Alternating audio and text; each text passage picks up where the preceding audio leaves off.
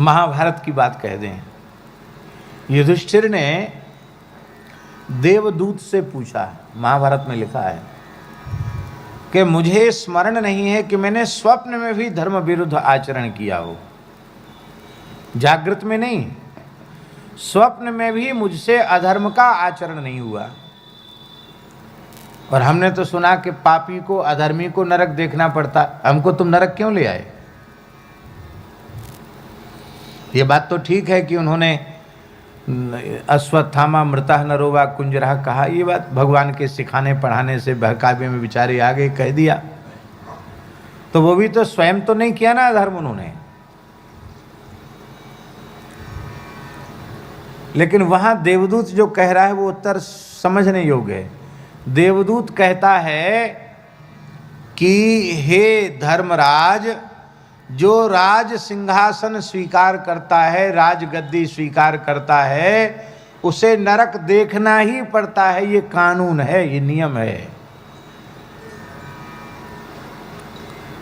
कुर्सी पे बैठ के और कुछ मिले न मिले, नरक तो पक्का।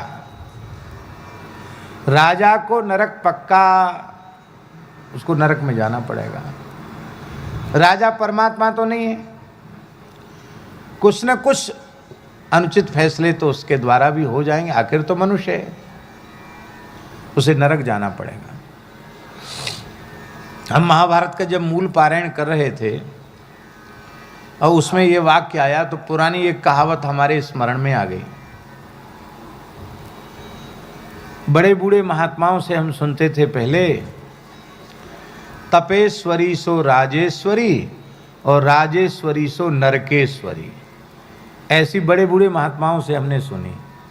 हम सोचे महात्मा लोग भी कैसे कैसे बना दे, तपस्या से राजा हो गए, तपस्या करी तो राजा बने, राजा बने तो नरक गए। लेकिन महाभारत से बात प्रमाणित हो गई। तो राजा को नरक जाना पड़ेगा, सामान्य राजा को नहीं।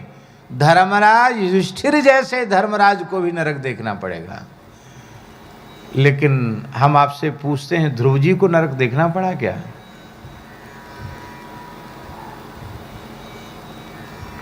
क्यों? ध्रुव जी के लिए कानून क्यों बदल गया?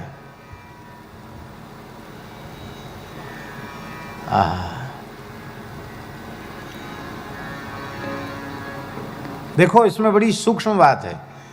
युधिष्ठिर को जो कुछ प्राप्त हो रहा है, युद्ध करके अपने पुरुषार्थ से अपना अधिकार वो प्राप्त कर रहे हैं, और ध्रुव जी को जो कुछ प्राप्त हो रहा है वो अपने पुरुषार्थ से नहीं, वो भगवान की अहेतुकी कृपा से प्राप्त हो रहा है।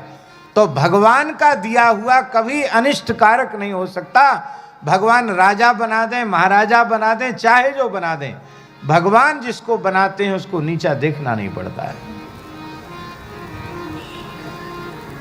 भगवान ने राजा बनाए चक्रवर्ती सम्राट ध्रुव जी को।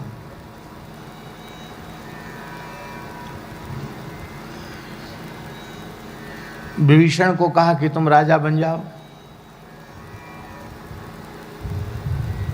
विभीषण घबरा गए, पहले तो इच्छा थी, बाद में घबरा गए, बोले महाराज सब नहीं चाहिए। क्यों? जिस गद्दी पर आप हमको बिठा रहे हो, मेरे बड़े भैया जी की गद्दी है, कुर्सी है। बहुत अधर्म के फैसले उन्होंने लिए हैं। कहीं वही संस्कार हमारी बुद्धि में आ गए तो हमारा तो सर्वनाश हो जाएगा। इसलिए महाराज चाहे जिसको दे दो, हमको नहीं चाहिए। भगवान ने कहा, नहीं करहु कल्प भरी राज तुम, मोहि सुमिरहु मन माहि, पुनि मम धाम पैहु, जहां संत सब जाहि। अंत में तुम्हें मेरे धाम की प्राप्ति होगी, एक कल्प का राज्य करो। ये भगवान का दिया हुआ है। इसलिए भैया, मांगो तो गोपाल सो और ना मांगो तो गोपाल सो। हमें जो कुछ चाहिए ठाकुर जी से चाहिए, संसार से नहीं चाहिए। इसका अर्थ ये नहीं कि हम कर्म न करें, पुरुषार्थ न करें, वो करें, पर भरोसा केवल भगवान पर रखें।